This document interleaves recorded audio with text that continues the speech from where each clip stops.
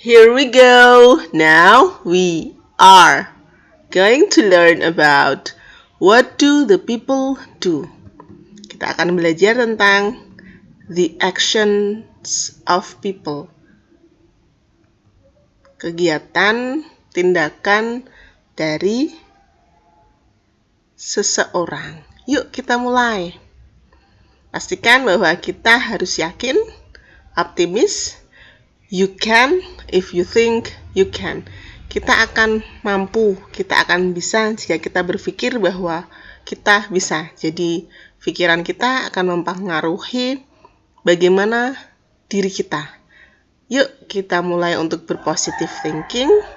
Kita berpikir, kita yakin, kita berusaha bahwa kita bisa memahami materi ini dengan baik. Let's start now. Jadi kali ini kita akan punya 3 section. Section yang pertama ada action, tindakan. Tindakan nanti akan berhubungan dengan kata kerja. Lalu berikutnya kata kerja itu kita hubungkan dengan profesi. Jadi dari profesi seseorang, dia punya sebuah tindakan. Dia punya sebuah tugas dari profesi yang dia lakukan. So, kita bisa masuk untuk menyimpulkan tentang apa yang orang kerjakan. What do the people do based on their profession? Sekarang kita saatnya untuk practice.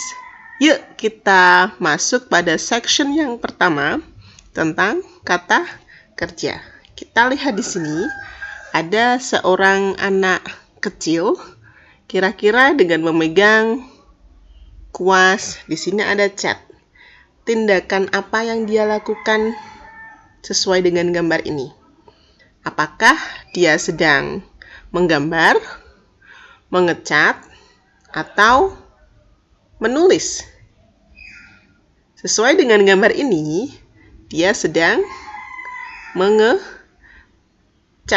Jadi nanti kita akan berkutat tentang apa yang orang lakukan, tindakan yang dia lakukan. Dan tindakan ini akan bermuara pada kata kerja. Jadi ketika kita membahas tentang the action of people, maka kita juga akan belajar tentang kata kerja. Karena action of people sama dengan kata kerja. Apa yang orang kerjakan itu sama dengan kata kerja. Oke, you get it? Yuk kita lanjut. Di sini kita sudah punya beberapa gambar nih. Ada seseorang sedang apa ini? Mengetik. Kalau ini di bawah ini types. Jadi type atau types. Berikutnya take photo. Jadi sedang mengambil foto. Cekrek. Oke. Lalu selanjutnya kita punya seseorang yang sedang mengecat. Karena di sini kita punya warna-warna yang berbeda, maka yang dia lakukan adalah paint atau paints. Lalu selanjutnya cowok berkacamata. Kira-kira dia memegang sebuah pensil, maka apa yang sedang dia lakukan? Memasak, menggambar. Oke, jadi dia sedang menggambar. So, dari sini kita akan belajar untuk mengerti simple present tense. Jadi ketika kita belajar tentang the action of person, maka kita juga akan belajar tentang tenses simple present tense. Ada kata kerja yang berupa act atau ada tambahan s. Jadi act atau acts. Maka kita akan belajar juga tentang simple present. Di sini bisa juga type atau types. Ada tambahan S. Take ataupun takes. Ini adalah the action of people, sama dengan juga kata kerja. Lalu kita juga punya paint atau paints. Kita juga ada draw atau draws. Jadi ketika kita belajar the action of people, maka kita juga harus memahami tentang konsep simple present tense. Kata kerjanya dalam satu kalimat nanti bisa berupa kata kerja dasar tanpa ada tambahan apapun, ataupun kata kerja tersebut kita tambahi dengan imbuhan S. Konsepnya bagaimana di sini? Kita masuk pada simple present tense juga. Jadi kita perlu memperhatikan subjeknya. Ada kata kerja yang perlu kita tambahi S, ES ataupun IES, ataupun kata kerja yang tidak perlu kita tambahi S. Ini konsep yang berbeda ketika kita menemukan atau belajar di bahasa Indonesia. Kalau di bahasa Indonesia, belajar tetap belajar, siapapun subjeknya. Tetapi ketika kita belajar tentang simple present tense dalam bahasa Inggris, belajar menjadi belajars, ya. Itu kalau dalam bahasa Inggris ada tambahan S tergantung subjeknya. Kalau subjeknya berupa I, you, we, they, ataupun subjek yang lebih dari satu jumlahnya, misalkan ada I and you, 1, 2, maka nanti kata kerjanya kita tidak perlu menambahi imbuhan S. Tetapi berbeda ketika subjeknya nanti she atau he, berupa she atau he, berupa Ida 1, maka dia akan ketambahan S ataupun ES ataupun IES.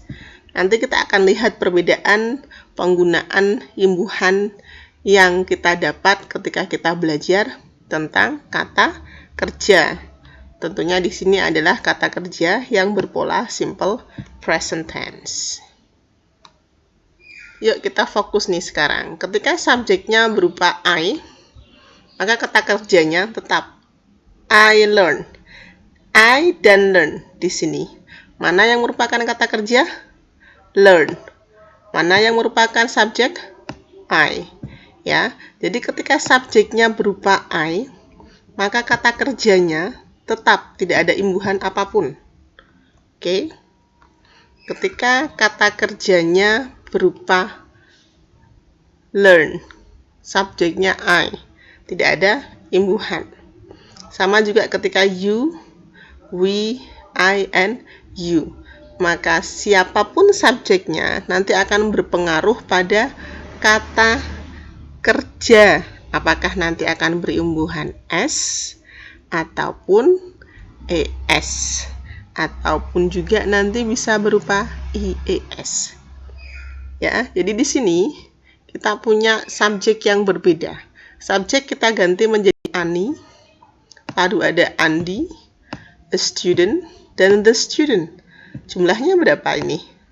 Semua subjek jumlahnya 1. Oke, maka kata kerjanya yang awalnya tadi berupa learn, belajar, ketika subjeknya kita ganti, maka kata kerjanya pun juga akan menyesuaikan. Dia ketambahan S.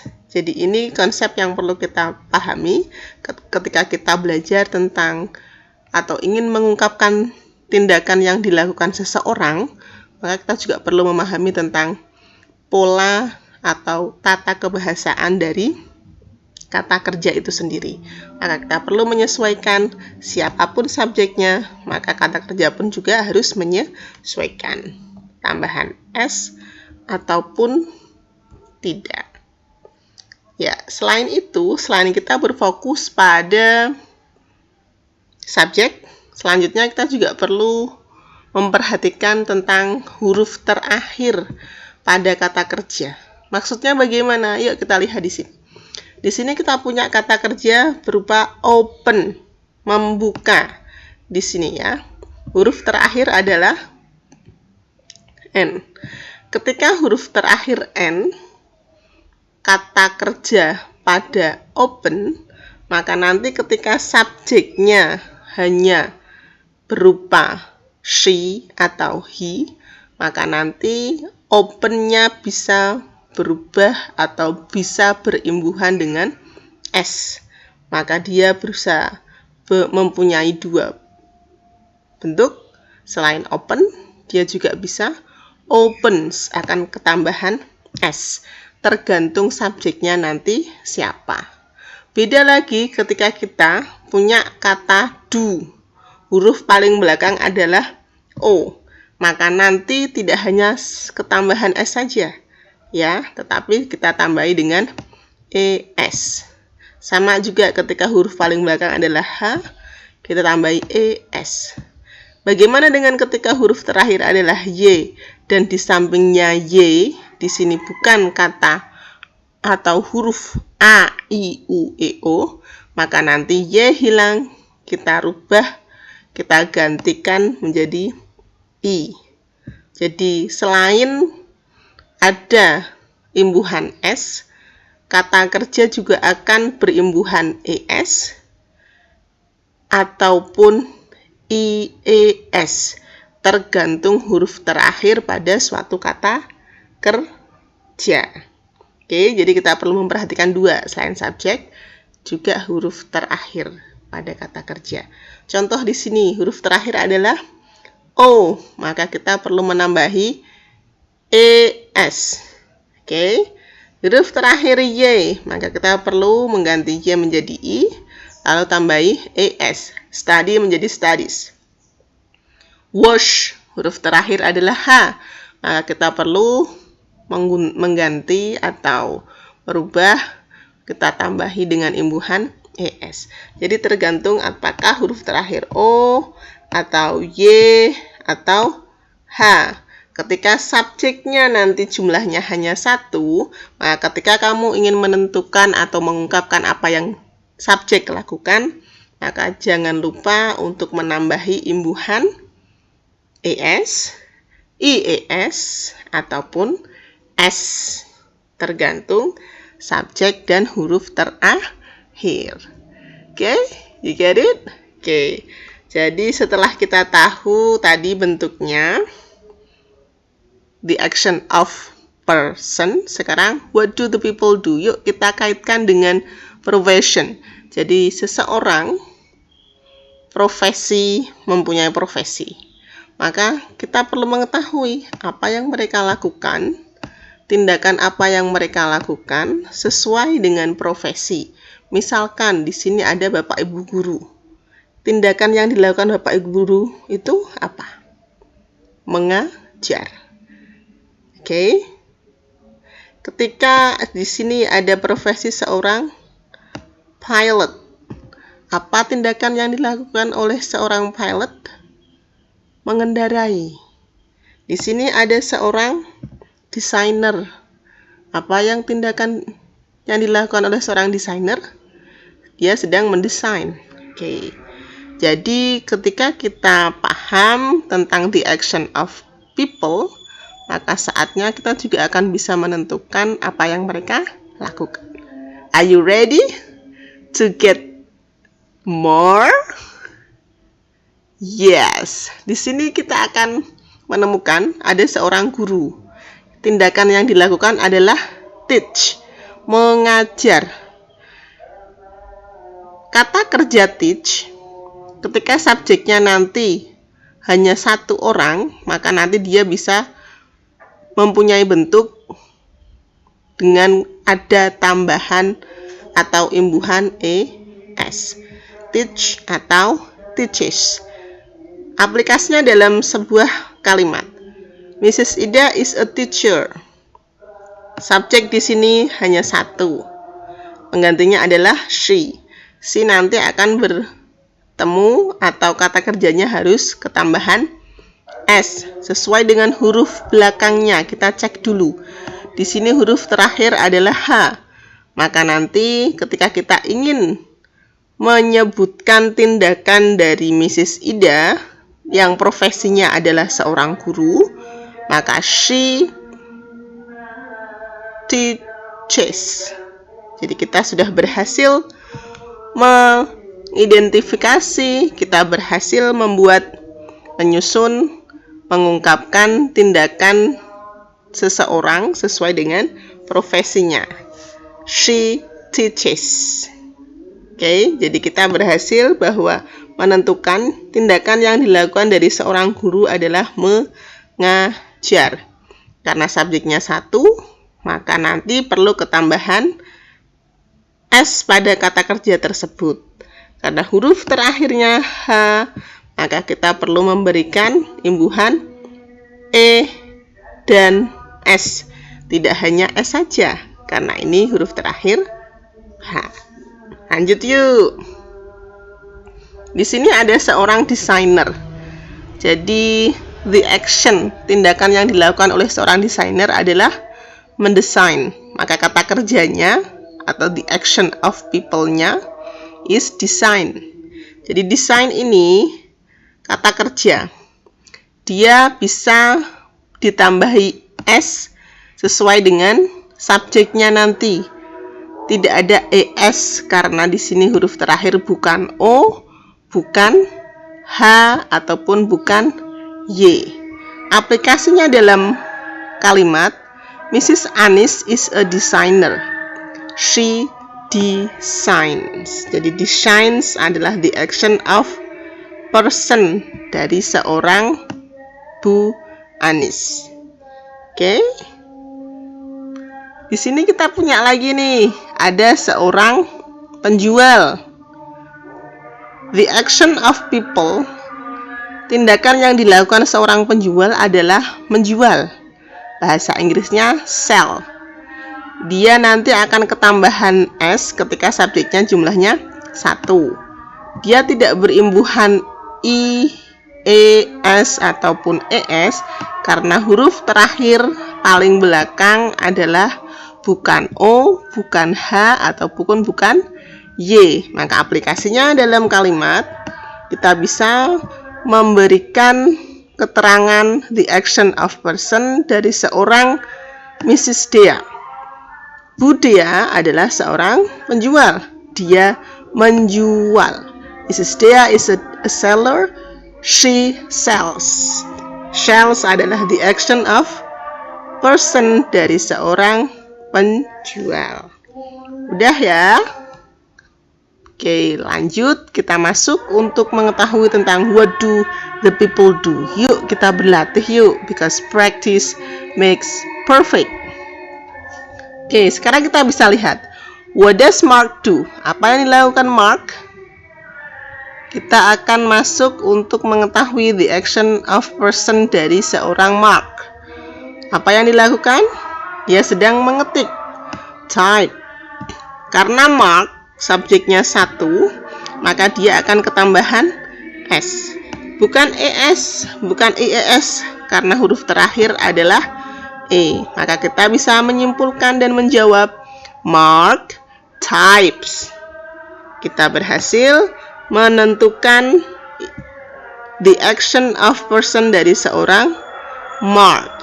Mark types. Udah, lanjut. Kita di sini sudah punya pilot. What does Mr. Ilyas do? Apa yang dilakukan Mr. Ilyas? Mr. Ilyas adalah seorang pilot. Apa yang dia lakukan? Mengendarai, drive. Karena drive nanti juga bisa berupa atau ketambahan S. Bukan ES, tidak. Bukan ES, tidak. Karena huruf terakhir adalah E. Maka kita bisa menyimpulkan, what does Mr. Ilyas do? Mr. Ilyas drives a plane. Maka kita bisa membuat atau mengidentifikasi, mengungkapkan the action of person dari seorang Mr. Ilyas. Mr. Ilyas drives a plane. Lanjut. What does the student do? Murid. Apa yang dilakukan oleh seorang murid? Kegiatan apa atau tindakan apa yang dilakukan seorang murid? tindakannya berupa belajar. Oke, belajar bahasa Inggrisnya study. Huruf terakhir Y, maka nanti kata kerja dari study bisa berupa studies, tergantung subjeknya. Oke, subjek dari study itu nanti siapa?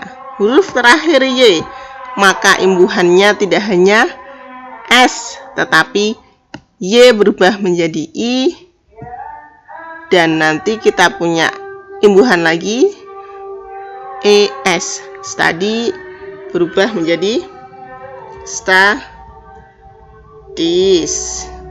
Oke, maka kita bisa menyimpulkan, what does the student do? The student studies the lesson. Studies adalah the action of person dari seorang siswa. Jadi kita sudah berhasil menentukan, mengungkapkan tindakan dari seseorang sesuai dengan profesinya.